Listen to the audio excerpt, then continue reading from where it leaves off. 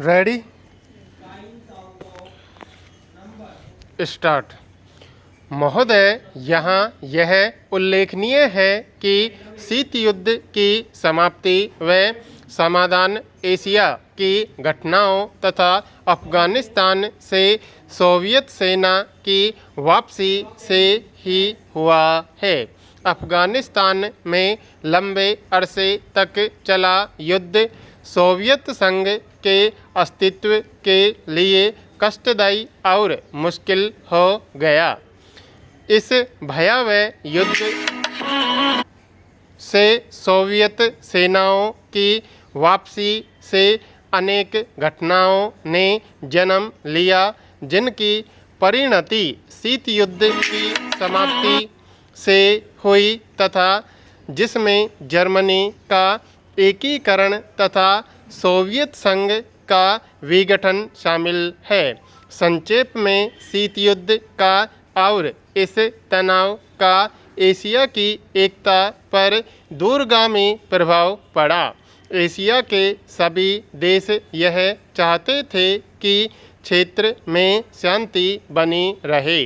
चीन और सोवियत संघ का सीमा विवाद, चीन और वियतनाम का झगड़ा और भारत व चीन का सीमा विवाद उस समय की परिस्थितियों को स्पष्ट करता है।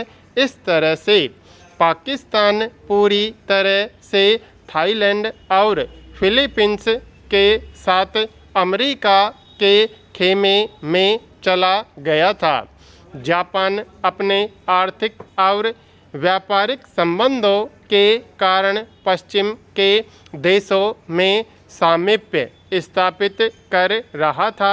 इससे एशिया की एकता को एक नया धक्का लगा है, क्योंकि एशिया के देश अलग अलग खेमों में बट गए थे।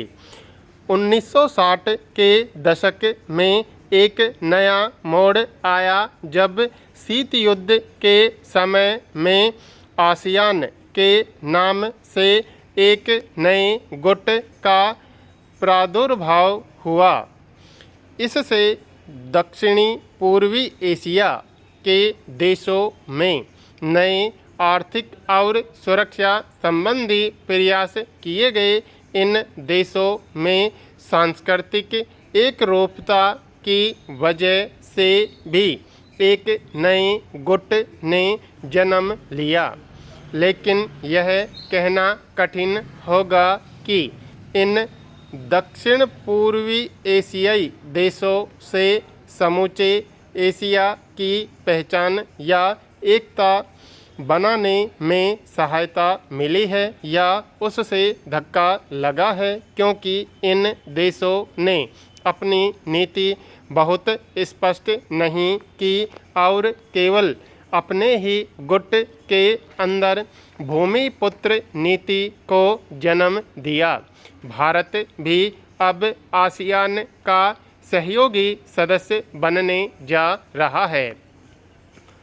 भारत की पहल से दक्षिण एशियाई सहयोग संगठन सार्क की स्थापना सन 1985 में की गई, जिसके परिणाम स्वरूप पड़ोसी देशों के आपसी सहयोग के लिए नया वातावरण तैयार हुआ।